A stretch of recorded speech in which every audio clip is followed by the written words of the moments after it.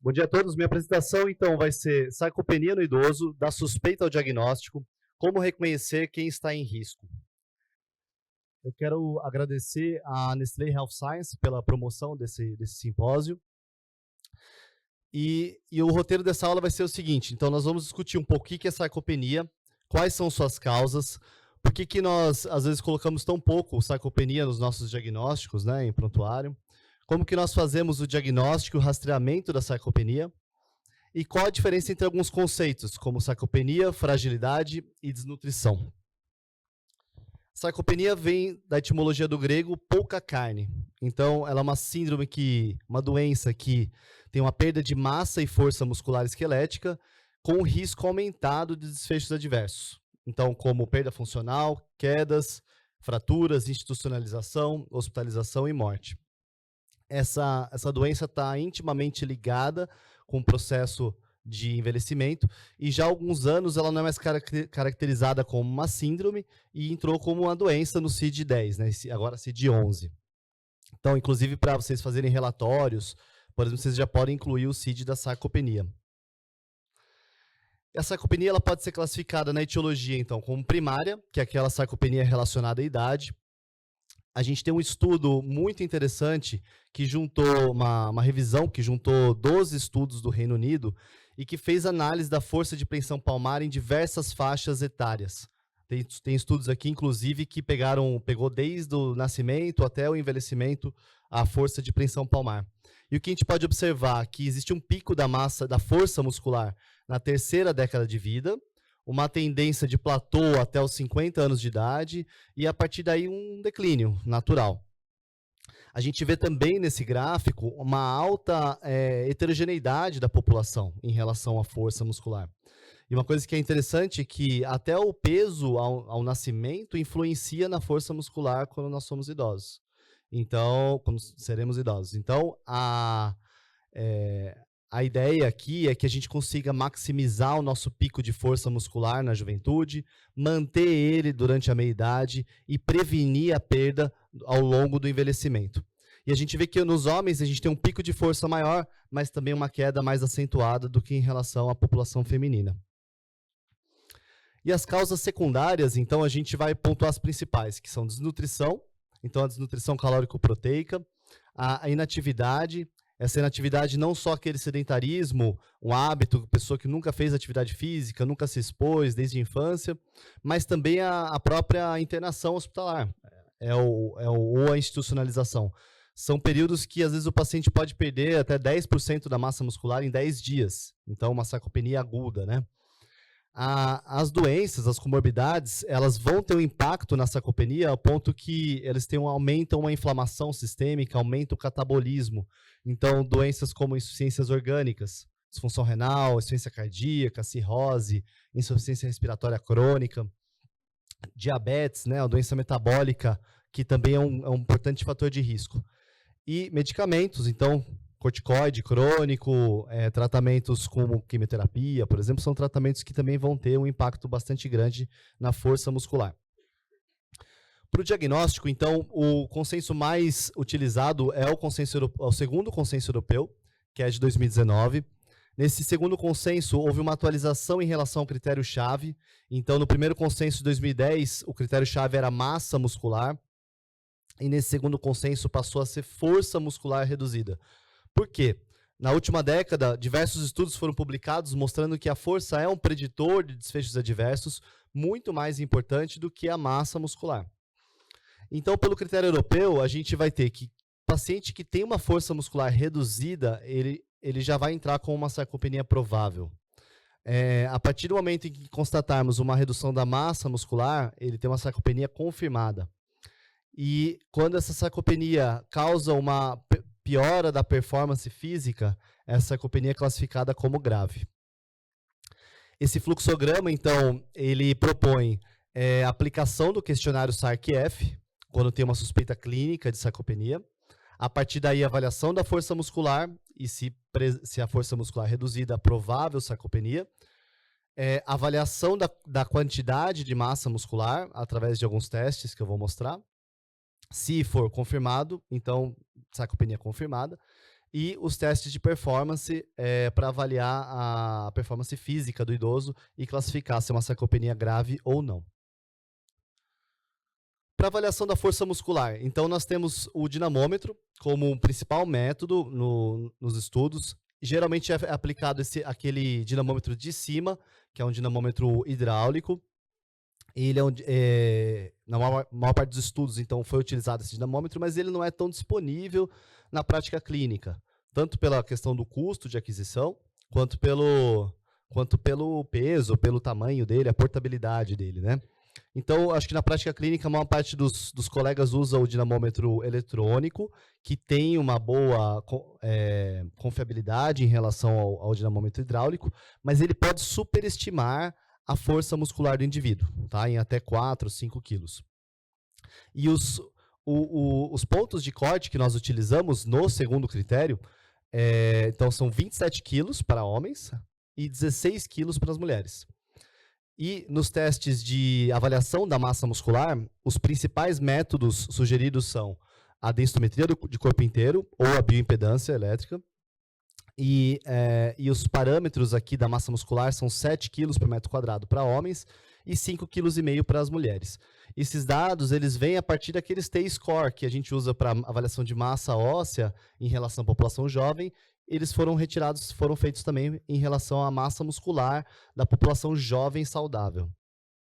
E aqui é interessante, aquele gráfico que eu já tinha mostrado para vocês no canto direito, e que se você aplicar esses cortes de força muscular, a gente vai ver que a partir dos 80 anos de idade, uma grande parcela da população está em risco de sarcopenia.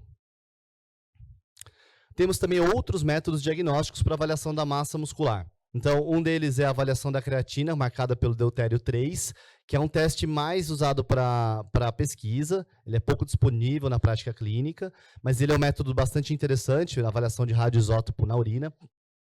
A gente tem a avaliação do ultrassom do músculo reto femoral. Então, avaliando a área de secção transversal do reto femoral, também tem uma acurácia interessante, de 0,77.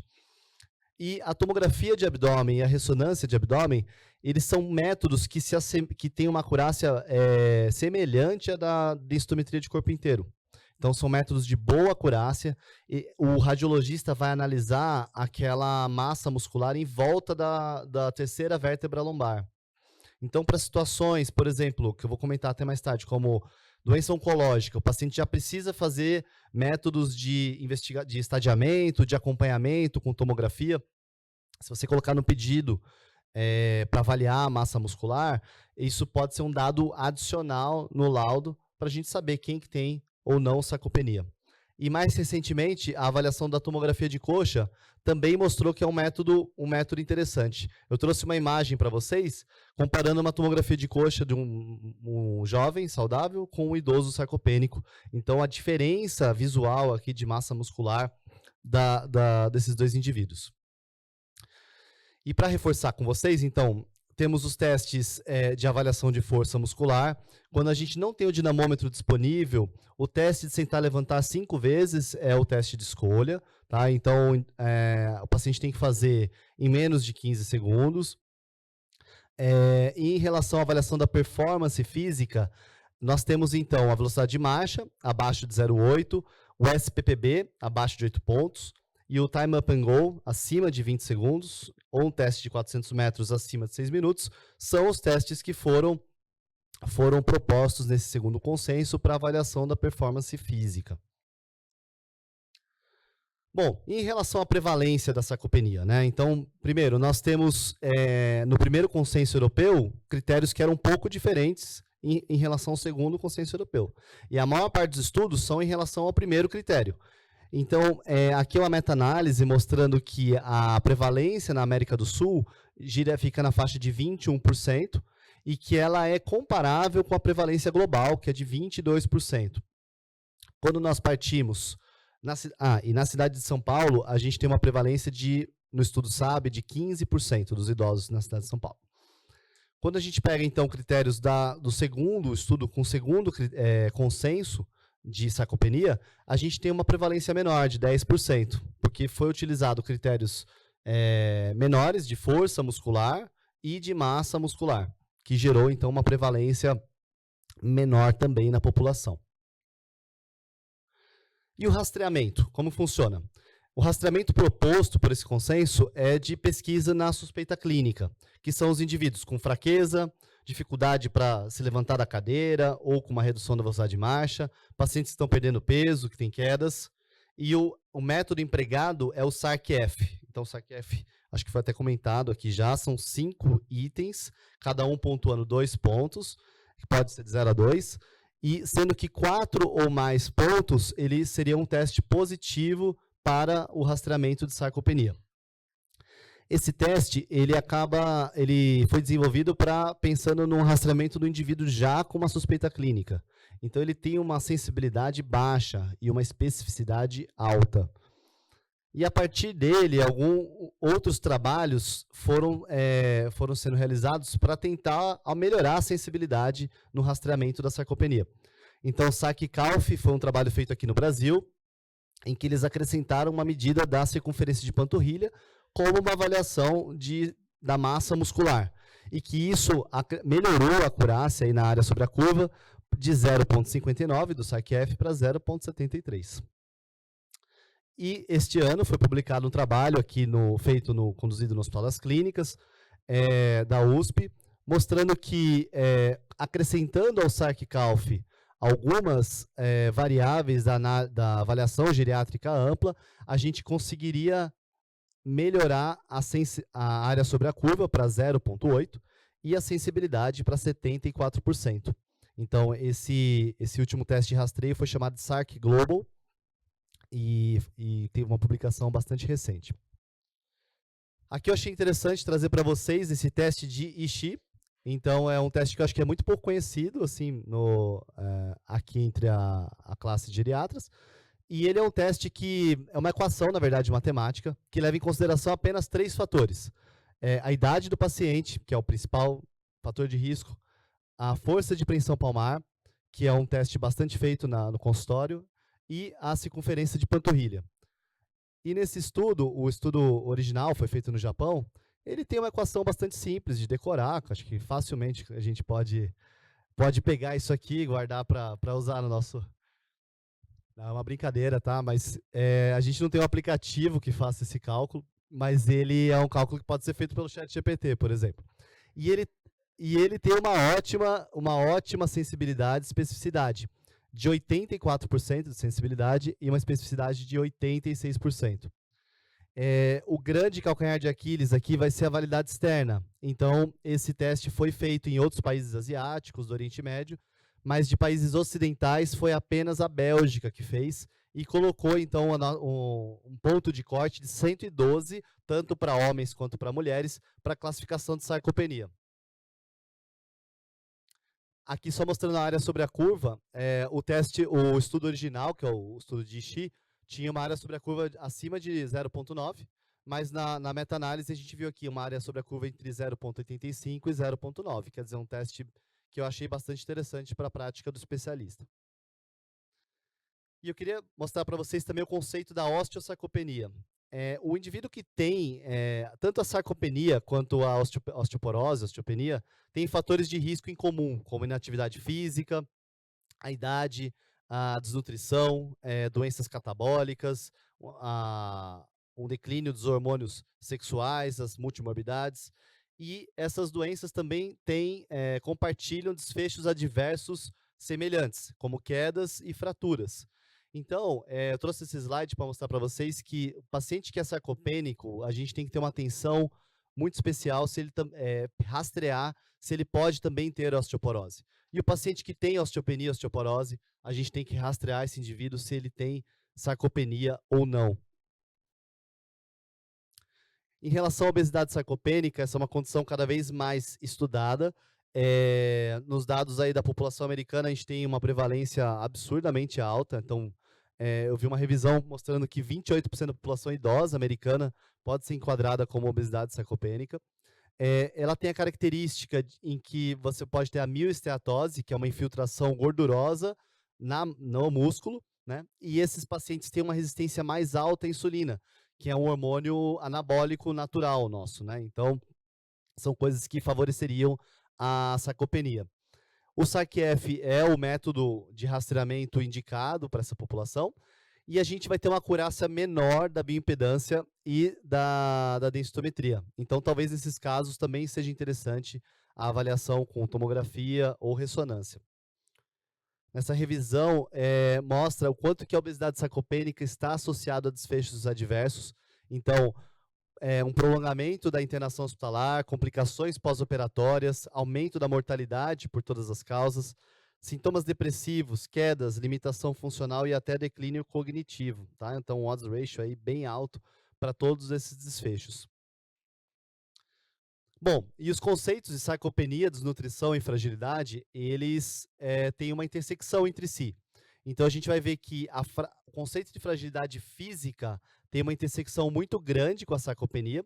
A fragilidade ela vai além disso, né? Ela é um estado de menor reserva fisiológica, que vai envolver também fatores sensoriais, fatores cognitivos, fatores psicológicos, mas a fragilidade física tem uma intersecção muito grande e a sarcopenia tem uma intersecção com a desnutrição, à medida que um dos fatores principais da desnutrição é uma alteração da composição corporal.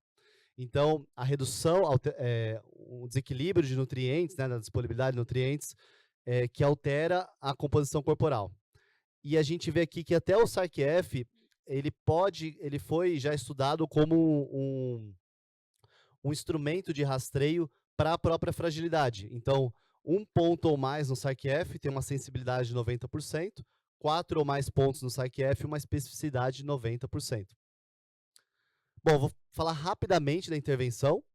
Eu acho que aqui que a doutora Valéria vai seguir na minha apresentação, na apresentação dela.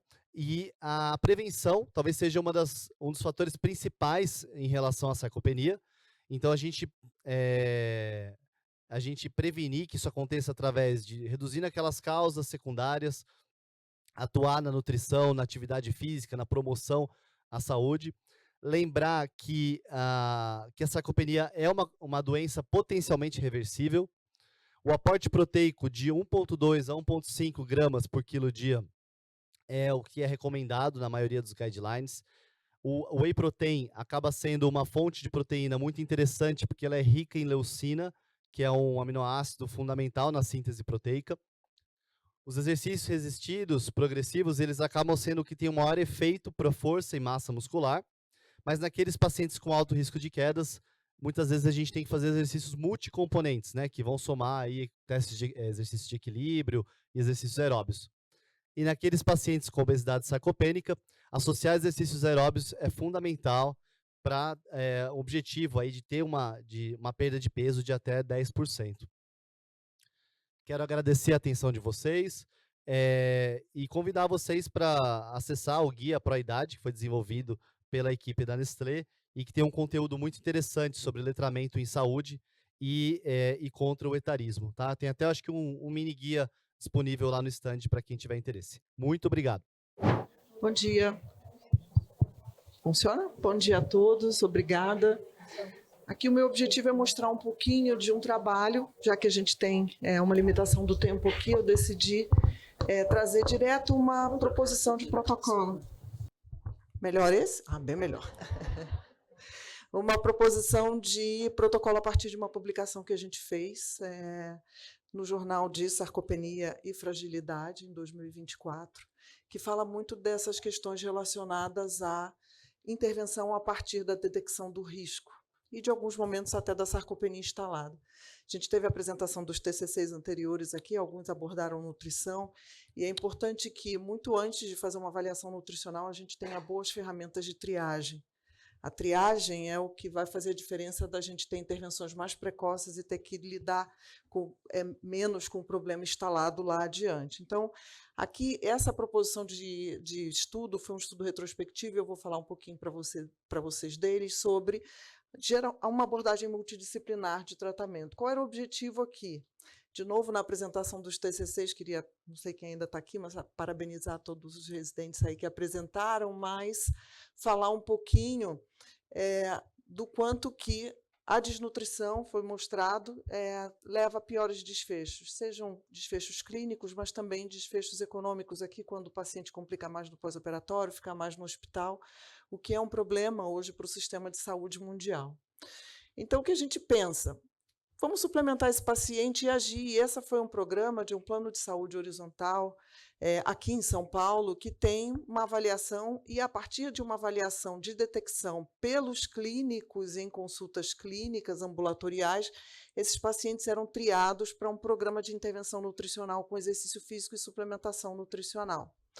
Então, esse estudo foi uma análise retrospectiva, foi parte de um programa Jovem Nutricionista, que a Nestlé tem, que faz um treinamento resistido, supervisionado por 12 semanas em uma academia. Esses idosos iam 3 vezes por semana para essa academia receber orientação física com profissionais de saúde e suplementação nutricional, e com isso se avaliava resultados. Aqui falando um pouquinho, o Murilo já falou, mas a gente sabe da sarcopenia, essa foto se repete, é uma foto de internet, é um problema de saúde pública, sem dúvida, tem um impacto econômico, hoje força é algo que precisa ser medido muito mais do que qualidade muscular. A gente já passou um pouquinho, do que quantidade muscular, a gente já passou um pouquinho da quantidade de massa muscular que eu tenho, mas qual é a qualidade dessa massa muscular?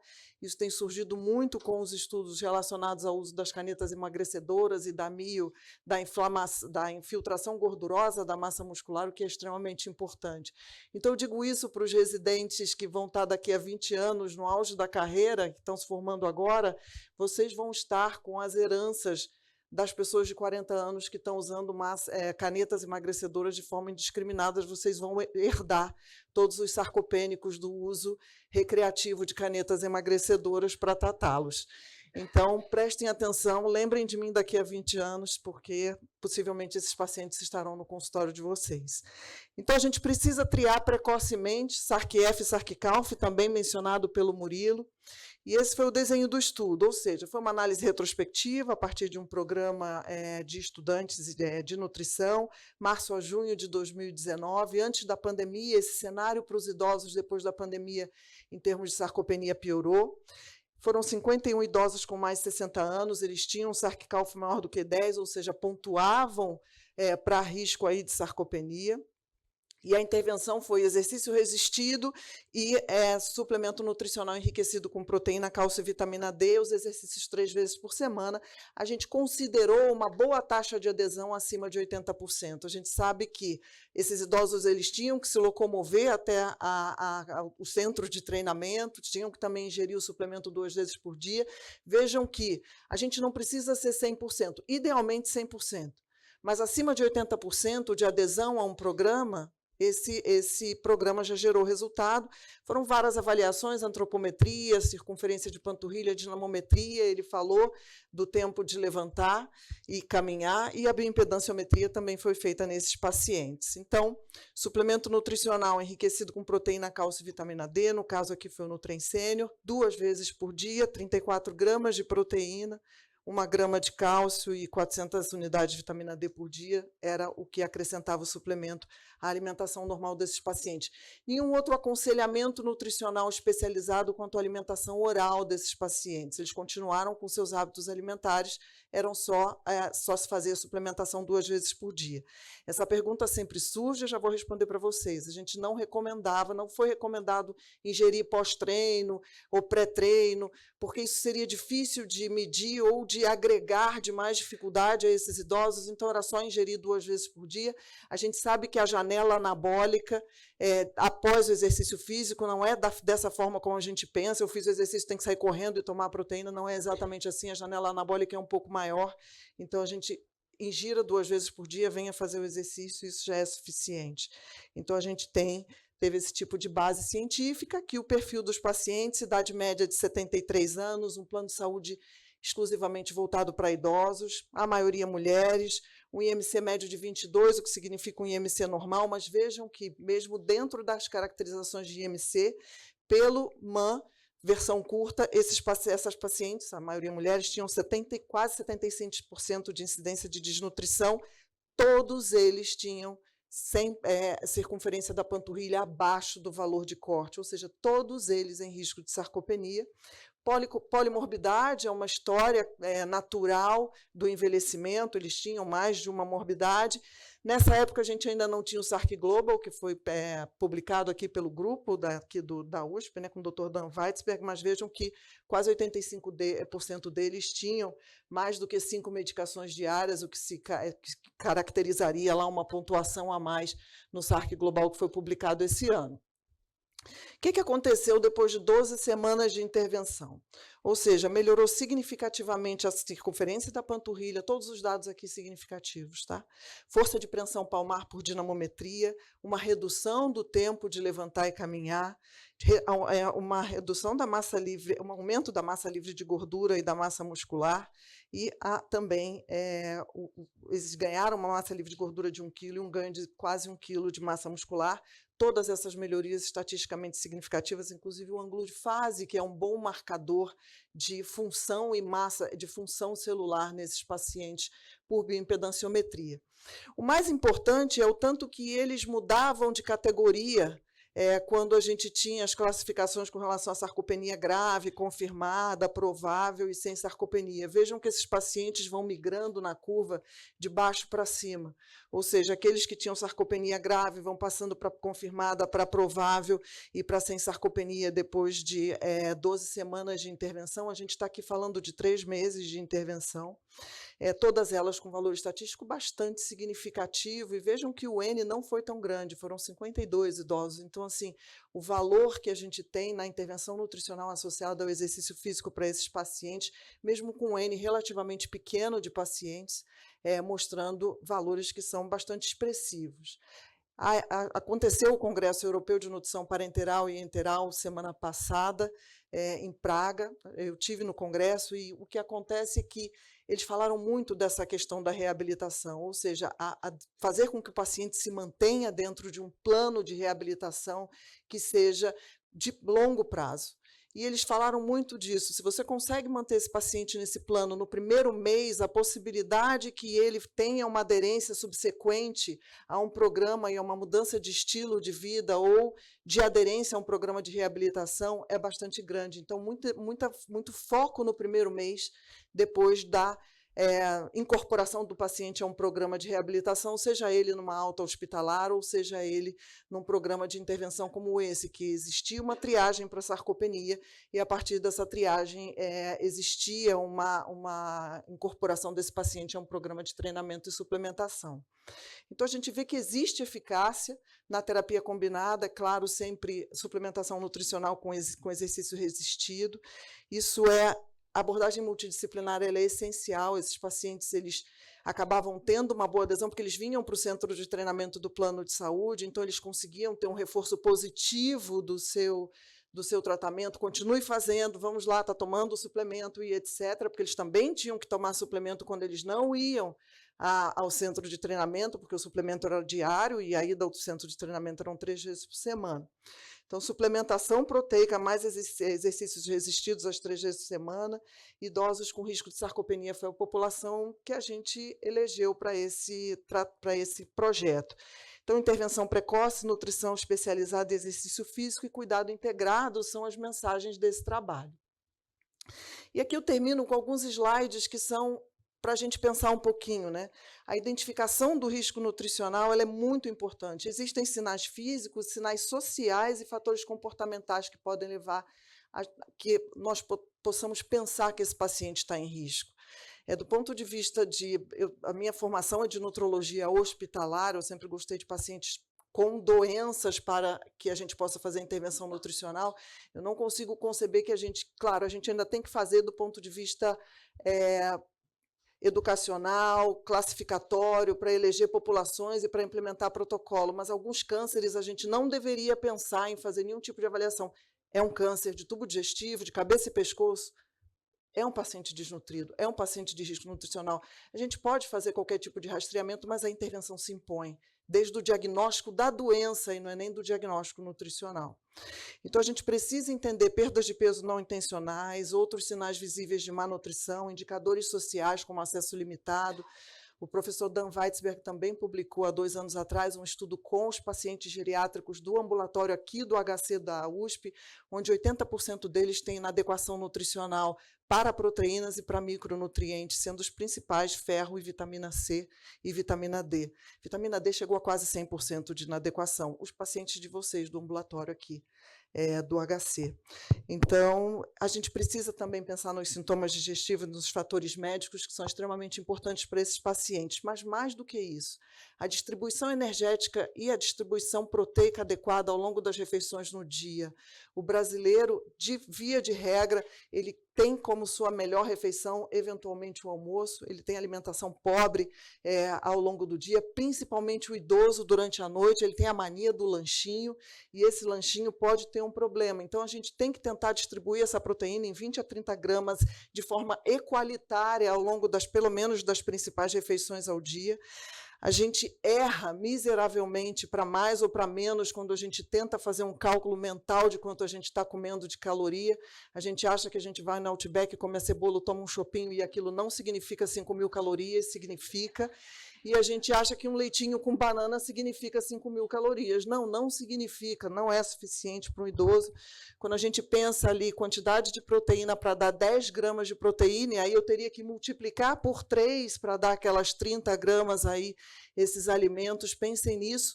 Pode ser fácil para a gente, não é fácil para um idoso de 80 anos, polifarmácia, boca seca, disbiose, tudo isso que ele tem, que faz com que ele reduza a vontade de comer ou que tenha que comer 2 a 3 porções desses alimentos aí numa única refeição. Então, a gente subestima muito o que um idoso come, e esse é um exercício feito por uma amiga minha nutricionista, que ela fez no pai dela, que estava começando a perder peso, e ele falava, mas eu tomo leite com aveia. Então, assim, quando a gente vai ver o que tem no leite com aveia, vejam o cálculo, ele acaba sendo menos do que 1 caloria por mililitro, essa leite com aveia batido e um açuquinha. Aí ele falava, não, então eu posso pôr uma banana. Uma banana tem menos de 1 grama de proteína. A gente não resolve muito o problema. Melhora um pouquinho a densidade calórica, veja que ali, mas não melhora muito. Via de regra, a gente pode ter a troca aí do leite pelo leite vegetal, a gente muda a qualidade da proteína, o aminograma é diferente, também a gente reduz aí a quantidade de cálcio e vitamina D nesses leites, e a gente precisa estar atento nesses idosos.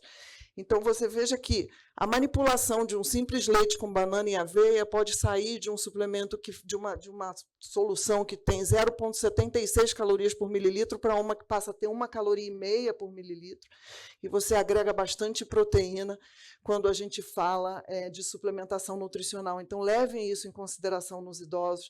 A gente não pode aceitar o lanchinho noturno com leite, aveia, uma bananinha com aveia, um pouquinho de mel. Isso não é suficiente para a maioria dos idosos e para as inadequações que a gente tem, considerando a população brasileira no geral. Suplementem. Isso é bastante interessante. Então, essa é a mensagem final. Exercício, suplementação nutricional, adequação nutricional é extremamente importante para esses pacientes. Qualquer atividade física e movimento conta. A gente sempre fala assim, 1% de mudança ao dia. Quando a gente vê, depois de 3 meses, a gente já mudou quase que 100% do nosso estilo de vida. Então, gostaria de agradecer a atenção de vocês. Esses são os meus contatos. Qualquer coisa que vocês precisem, eu fico à disposição. Muito obrigada.